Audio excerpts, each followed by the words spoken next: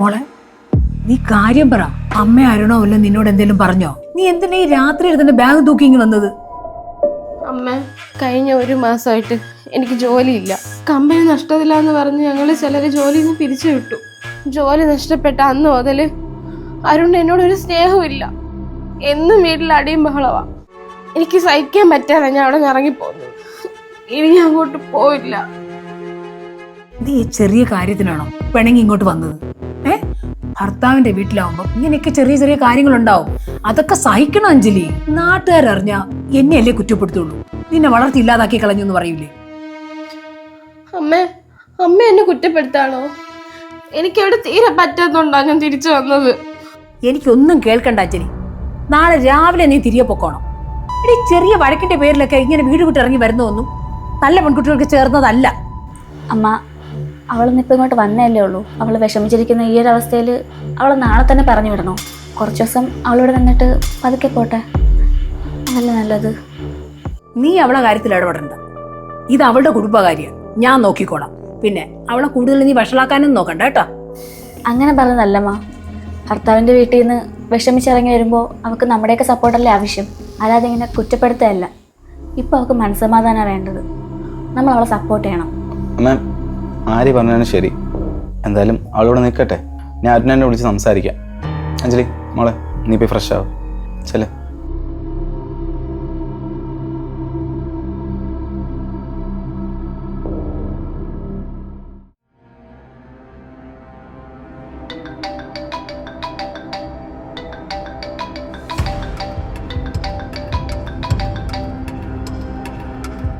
അഞ്ജലി, നീ എന്തിനാ നമ്മളെ ഇങ്ങനെ വാശി കാണിക്കുന്നത്?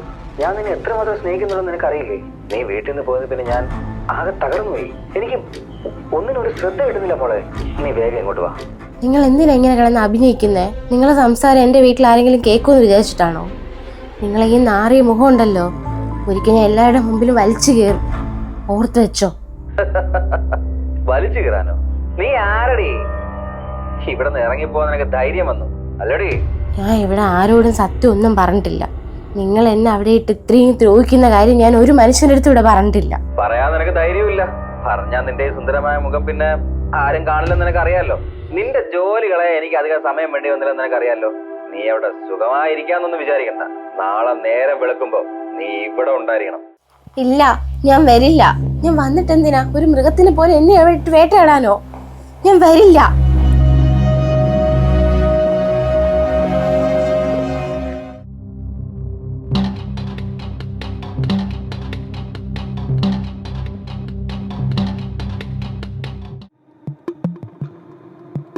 ആ, നീ എന്താ കിടക്കുന്നില്ലേ? അഞ്ജലി ഉറങ്ങിയോ? ആ, അവള് കിടന്നു. നല്ല ക്ഷീണമുണ്ടെന്ന് തോന്നുന്നു. അല്ല, നിന്റെ മുഖം എന്താ വല്ലാതിരിക്കുന്നത്? എനിക്കൊന്നുമില്ലല്ലോ. എന്നെ വെറുതെ തോന്നിയാവും. എനിക്ക് കുഴപ്പമൊന്നുമില്ല. അഞ്ജലി വേറെ എന്തെങ്കിലും പറഞ്ഞായിരുന്നോ? അതോ ഇനി അമ്മ പറഞ്ഞതിന്റെ കാര്യത്തിൽ എന്തെങ്കിലും വിഷമിച്ചിരിക്കുകയാണോ നീ? ഇല്ല, ഏട്ടൻ വെറുതെ ചിന്തിച്ചു കൂട്ടുന്നതാ. അമ്മ പറഞ്ഞതൊന്നും ഞാൻ മനസ്സിലാച്ചിട്ടില്ല. പിന്നെ അഞ്ജലിയുടെ കാര്യം, അവളുടെ കാര്യത്തിൽ എനിക്ക് വിഷമമുണ്ട്. അവളുടെ കാര്യത്തിൽ എനിക്ക് വിഷമമുണ്ട്. അല്ല, ഓഫീസിൽ എന്തൊക്കെ പ്രശ്നം കാരണം അവളുടെ ജോലി പോയി, അങ്ങനെ എന്തോ വഴക്കായെന്നല്ലേ അവൾ പറഞ്ഞത്. പക്ഷേ ഓഫീസിൽ ജോലി പോയതിൻ്റെ പേരിൽ ഇത്രയും വലിയ വഴക്കാവുന്നൊന്നും എനിക്ക് തോന്നുന്നില്ല. അവർക്കിടയിൽ വേറെ എന്തോ പ്രശ്നമുണ്ട്. ആ, എന്താണെങ്കിലും ഞാൻ നാളെ ആകുമ്പോൾ അരിഞ്ചോണ്ടൊന്ന് വിളിക്കട്ടെ. വേണ്ട, വിളിക്കണ്ട. അതെന്താ നീ വേണ്ടെന്ന് പറഞ്ഞു? അത് വേറൊന്നും കൊണ്ടല്ല, അവളിപ്പം ഇന്നിങ്ങോട്ട് വന്നല്ലേ ഉള്ളൂ. ഇനി വെറുതെ നമ്മളായിട്ട് അങ്ങോട്ട് വിളിച്ച് പ്രശ്നം വെറുതെ വഷളാക്കണ്ട. കുറച്ച് കഴിയുമ്പോൾ അവർ തന്നെ സംസാരിച്ച് സോൾവ് ആക്കിക്കോളും. ആ, നീ പറഞ്ഞാൽ ശരിയാ. എന്തായാലും കുറച്ച് ദിവസം ഇവിടെ നിൽക്കട്ടെ. ആ, നീ ഇതാലോചിച്ച് ടെൻഷൻ അടിക്കൊന്നും വേണ്ട. കയറി കിടക്കാൻ നോക്ക്.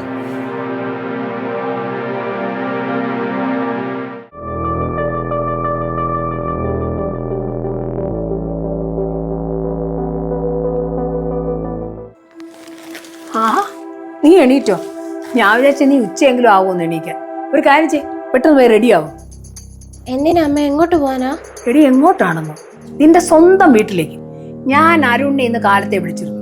ആ പാവ ചെറുക്കനെ നീ വല്ലാതെ അങ്ങ് വിഷമിപ്പിച്ചല്ലോടി. നീ ഇപ്പോഴേ ഇറങ്ങിയാ നിനക്ക് ഉച്ചയാവുമ്പോഴേക്കും അവിടെ എത്തും. അമ്മേ, ഞാൻ അങ്ങോട്ട് പോയില്ല. എനിക്ക് അങ്ങോട്ട് പോകാൻ പേടിയാ. എന്നെ ദയവേത് അങ്ങോട്ട് പറഞ്ഞു വിടരുത്. നീ എന്തിനടി പേടിക്കുന്നത്? അവൻ നിന്നെ അടിച്ച് കൊല്ലാനൊന്നും പോണില്ലല്ലോ. വരുമാനം ഇല്ലാത്തൊരു പെണ്ണ് വീട്ടിൽ നിന്ന് അവിടെ ഉള്ളവർ എന്തെങ്കിലുമൊക്കെ പറഞ്ഞു തരും. അതും കേട്ടോണ്ട് പെട്ടിയും തൂക്കി പിടിച്ചോണ്ട് വരികയല്ല വേണ്ടത്. നീ കാരണം കുടുംബത്തിന്റെ മാനം പോവും. കല്യാണം കഴിഞ്ഞ് 6 മാസം തികയുന്നതിന് മുമ്പ് പെണ്ണ് വീട്ടിൽ വന്ന് നിൽക്കുകയാണെന്ന് നാട്ടിൽ മുഴുവനും പാട്ടാവും. അമ്മ, അവൾക്ക് അങ്ങോട്ട് പോകാൻ താല്പര്യമില്ലെങ്കിൽ പിന്നെ എന്തിനാ എങ്ങനെ കിടന്ന് നിർബന്ധിക്കുന്നേ? അവള് കുറച്ച് ദിവസം കൂടെ ഇവിടെ നിൽക്കട്ടെ. എടി, നിന്നോട് ഞാൻ പറഞ്ഞിട്ടില്ലേ ഇവളുടെ കാര്യത്തിൽ നീ ഇടപെടണ്ടാന്ന്? നീയാണെങ്കിൽ എന്റെ മോന്റെ ചെലവിൽ ഇവിടെ കഴിയുന്നു. ഇനി അവളെയും കൂടെ ഞാൻ ഇവിടെ നിർത്തി അവളെ ജീവിതം നശിപ്പിക്കണം? ഞാൻ എന്തായാലും അവളെ പറഞ്ഞു വിടും. ദേ, ബാഗ് പാക്ക്. ഹരി എണീറ്റ് വരുമ്പോ നിന്നെ അവിടെ ബസ് സ്റ്റോപ്പിലാക്കാൻ ഞാൻ പറയാം. അഞ്ജലി, ഈ വെള്ളം കുടിക്ക്. നീ ഇങ്ങനെ പേടിച്ചാലോ? എനിക്ക് പേടിയാണ് ഏട്ടത്തി. ഞാൻ ഇനി തിരിച്ചു പോയി കഴിഞ്ഞാൽ അയാൾ എന്നെ ജീവനോടെ വച്ചിക്കൊന്നും തോന്നുന്നില്ല. അമ്മയ്ക്കാണെങ്കിൽ ഒന്നും അറിയില്ല. ഏട്ടത്തി കേട്ടതല്ലേ ഇന്നലെ അയാൾ എൻ്റെ കൂടെ ഫോണിൽ സംസാരിച്ചതൊക്കെ. നീ പേടിക്കണ്ട. എന്തായാലും ആ നരകത്തിലേക്ക് ഇനി നിന്നെ ഞാൻ തിരിച്ചുവിടാൻ സമ്മതിക്കൂല. ഹരിയായിട്ട് എഴുന്നേക്കട്ടെ, എന്നിട്ട് ഏട്ടനോടെല്ലാം പറയാം. ഏട്ടത്തി വേണ്ട, അയാളൊരു സൈക്കോയാ. ഹരിയേട്ട അറിഞ്ഞ് ഹരിയേട്ട എന്തെങ്കിലും പ്രശ്നം ഉണ്ടാക്കാൻ വേണ്ടി അയാളുടെ അടുത്ത് പോയി കഴിഞ്ഞാൽ അയാൾ നമ്മളെ ഹരിയേട്ട എന്തെങ്കിലും ചെയ്താലോ? അങ്ങനൊന്നും ഉണ്ടാവൂല. ഹരിയായിട്ട് നമ്മുടെ കൂടെ ഉണ്ടെങ്കിൽ അവൻ നമ്മളൊന്നും ചെയ്യാൻ പറ്റൂല. ഈ വീട്ടിലെല്ലാരും എന്നെ കുറ്റപ്പെടുത്തുമ്പോ എനിക്ക് വേണ്ടി സംസാരിക്കാൻ ഇവിടെ ഒരാളെങ്കിലും ഉണ്ടല്ലോ. നീ സമാധാനമായിട്ടിരിക്കെ.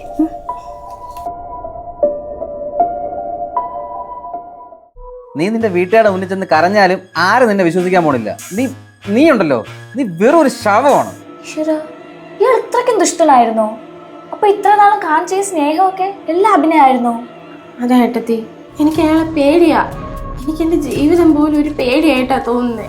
അയാൾ നല്ലൊരു സുഹൃത്താ, പക്ഷെ അയാൾ എനിക്കൊരു നല്ല ഭർത്താവല്ല.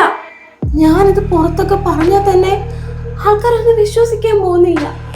ആ 4 ചുവരുകൾക്കുള്ളിൽ ഞാൻ അനുഭവിക്കുന്ന വേദന അതെനിക്ക് മാത്രമേ അറിയൂ.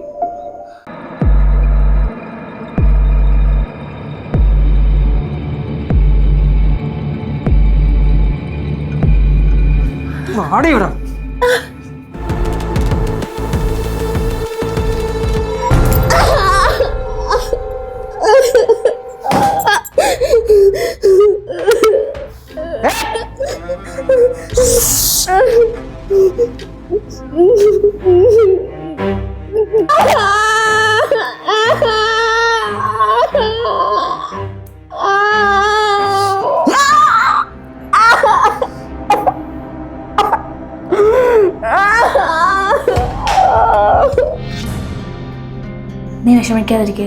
നിന്റെ കയ്യിലുള്ള ഈ തെളിവ് വെച്ച് തന്നെ നമുക്ക് അവനെ നേരിടാം. എന്തായാലും നിന്നെ ഇനി ആ നരകത്തിലോട്ട് ഞാൻ വിടില്ല. ഹരി, അമ്മ, ഞാൻ അഞ്ജലിയെ ഒന്നും ഉറക്ക വഴക്ക് പറഞ്ഞിട്ട് പോലും ഇല്ല. അവൾക്ക് എന്ത് ചെറിയ മാനസിക പ്രശ്നം ഉണ്ടെന്നാ തോന്നുന്നത്.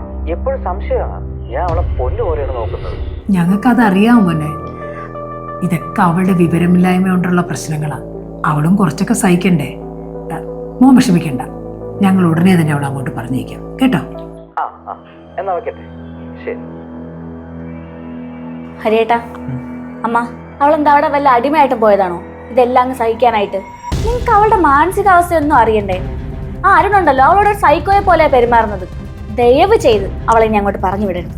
അല്ല, അർജുനൻ വലിയ തറവാട്ടിലെ പയ്യനാ.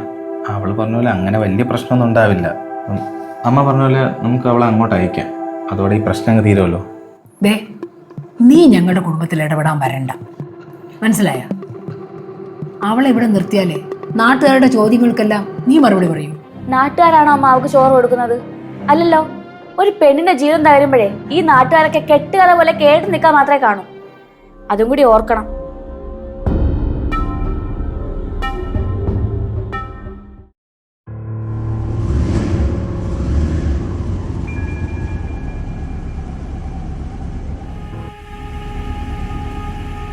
ആരടി?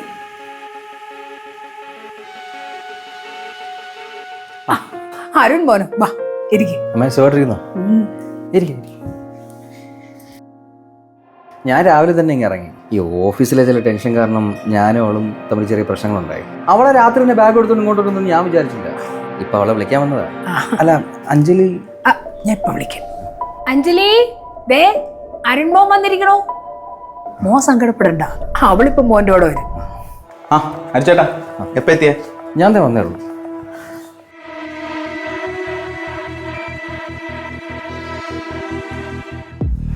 നിങ്ങൾ തമ്മിൽ ശരിക്കും എന്താണ് പ്രശ്നം? ഓഫീസിൽ നിന്ന് പിരിച്ചുവിട്ട കാര്യമൊക്കെ ഇവള് പറഞ്ഞിരുന്നു. പക്ഷെ അതിൻ്റെ പേര് വഴക്കിടേണ്ട ആവശ്യമുണ്ടോ? അതൊന്നും അല്ല ഹരി, ജോലി പോയതിൽ എനിക്കല്ല, ഇവൾക്കാണ് പ്രശ്നം. അതിന്റെ ഡിപ്രഷൻ ഇവൾ ഓരോന്ന് ആലോചിച്ച് കൂട്ടുന്നതാ. ഭാര്യയ്ക്ക് ജോലി ഇല്ലെന്ന് പറഞ്ഞാൽ അവളെ നോക്കാനുള്ള കപ്പാസിറ്റി എനിക്കുണ്ട്. അതൊന്നും ഒരു പ്രശ്നമേ അല്ല. വാ മോളെ, നമുക്ക് നമ്മുടെ വീട്ടിലോട്ട് പോകാം. വാ. അഞ്ജലി, വെറുതെ വാശി പിടിക്കാൻ പോയി ബാഗ് എടുത്തോണ്ട് അരുണിന്റെ കൂടെ പോ. അരുൺ എത്ര ദൂരെന്ന് വന്നതാ? ഇല്ലമ്മേ, ഞാൻ പോയില്ല. എനിക്ക് ഇയാളെ പേടിയാ. ഞാൻ വരൂല. അഞ്ജലി, വെറുതെ നിന്ന് വഴക്കുണ്ടാക്കരുത്. പോയി ബാഗ് എടുത്തോണ്ട് കൂടെ കൂടി.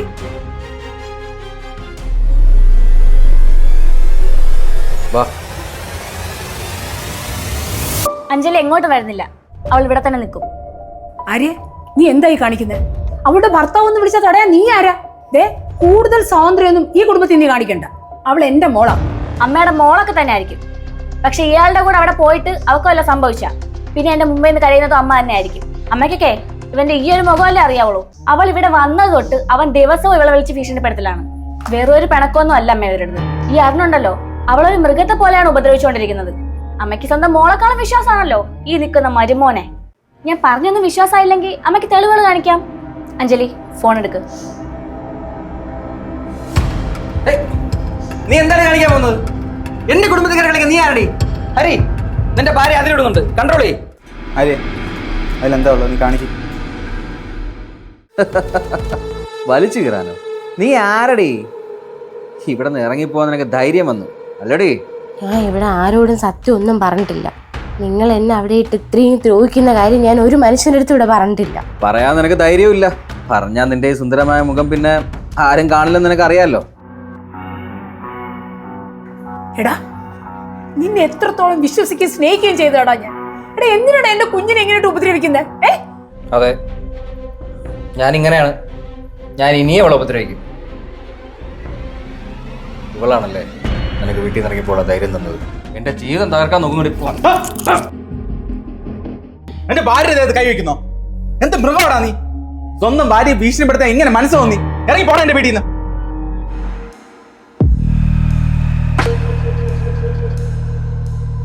ഇവളെ ഇപ്പോഴും എൻ്റെ ഭാര്യ. നിയമപരമായിട്ട് നിന്നെ നീ കൊണ്ടുപോകാനുള്ള അവകാശമുണ്ട്. ഞാൻ കൊണ്ടുപോകും. നിയമം ഒന്നും പറഞ്ഞ് പേടിപ്പിക്കണ്ട അരുൺ. നീ ഇവളെ ശാരീരികമായിട്ട് മാനസികമായിട്ട് പീഡിപ്പിച്ചതിനെ ഗാർഹിക പീഡനത്തിന് കേസ് കൊടുത്താലേ നീ തന്നെ അകത്തു പോകും. അതിന് മതിയായ തെളിവുകളും ഞങ്ങളുടെ മക്കളുണ്ട്. ഇനി മേല ഇവളുടെ അടുത്തേക്ക് നീ വന്നു പോരുത്. ഈ ചെയ്യുന്നതിനൊക്കെ നീ വലിയ വില കൊടുക്കേണ്ടി വരും. കാത്തിരുന്നു. ടൈലോ അടിക്കാൻ ഇറങ്ങി പോടാ.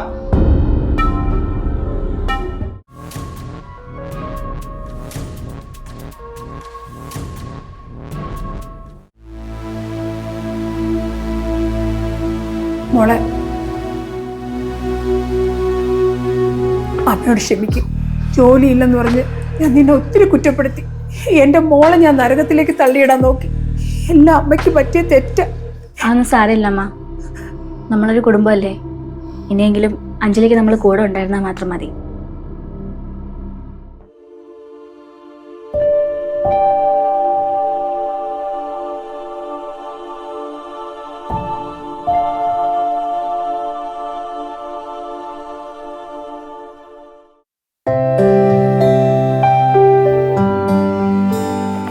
ഹരിയേട്ടാ, അമ്മേ, എനിക്ക് ആ പ്രൈവറ്റ് കമ്പനിയിലെ ജോലി കിട്ടി. തിങ്കളാഴ്ച ജോയിൻ ചെയ്യാൻ വന്നു ലെറ്റർ.